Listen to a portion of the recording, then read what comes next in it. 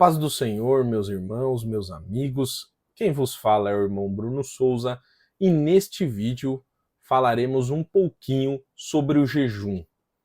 Você jejua? Você sabe o que é indispensável ao jejuarmos? É disto que falaremos neste vídeo. Se este assunto é relevante para você, curta este vídeo, compartilhe e se inscreva no canal. Vamos lá, meus irmãos. A definição de jejum no dicionário Aurélio é abstinência ou abstenção total ou parcial de alimentação em determinados dias por penitência ou prescrição religiosa ou ainda médica. Jejum é uma prática muito comum, meus irmãos, no meio religioso. Todas as religiões existentes, sendo elas cristãs ou não, usam desta forma de sacrifício para louvar as suas divindades. Mas o que verdadeiramente é o jejum para os cristãos? É apenas uma simples abstinência de alimentos? Não. Infelizmente, nos dias atuais, muitos têm olhado para o jejum como um fardo difícil de ser carregado e estão ignorando o verdadeiro sentido desta abstinência. Ficam sem alimentar-se por um período levado pelas circunstâncias, por uma determinação da igreja ou algo semelhante, porque alguém mandou, alguém pediu, porém não consegue ver a grandeza deste ato que, na verdade, nós estamos louvando ao Senhor ao jejuarmos. Infelizmente, resumindo, muitos apenas passam fome por não entender o significado do jejum e como ele deve ser feito. A Bíblia vai nos dizer, meus irmãos, em Isaías, no capítulo 58, e nos versículos 6 e 7. Porventura, não é este o jejum que eu escolhi? Que soltes as ligaduras da impiedade, que desfaça as ataduras do jugo, que deixes livres os oprimidos e despedaces todo o jugo?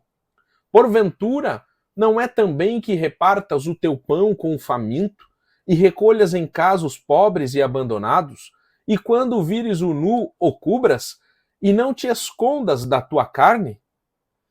Neste texto, nós podemos perceber que o Senhor está ensinando através de seu profeta que o jejum deve envolver todo o nosso ser.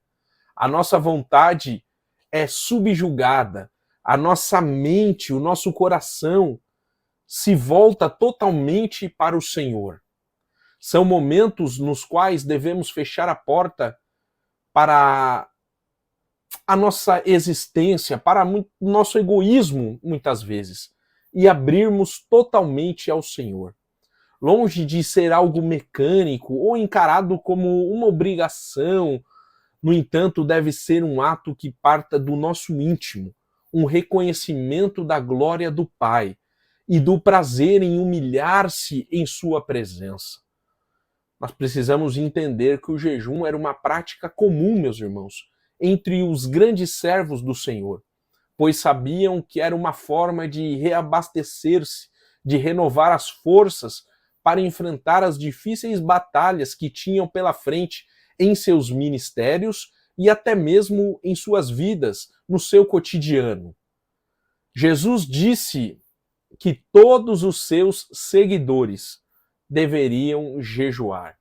Em Mateus capítulo 6, e os versículos 16, 17 e 18, a Bíblia nos diz: quando jejuarem, não faça como os hipócritas que se esforçam para parecer tristes e desarrumados, a fim de que as pessoas percebam que estão jejuando. Eu lhes digo a verdade, eles não receberão outra recompensa, além desta. Mas, quando jejuarem, penteiem o cabelo e lavem o rosto. Deste modo, ninguém notará que estão jejuando, exceto seu Pai, que sabe o que vocês fazem em segredo. E seu Pai, que observa em segredo os recompensará. Glória a Deus. Jejum não é para tocar trombeta.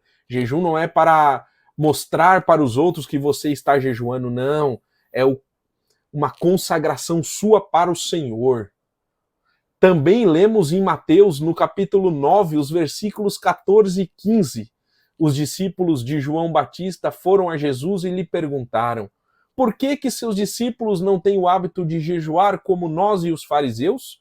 Jesus respondeu: por acaso os convidados de um casamento ficam de luto enquanto festejam com o noivo?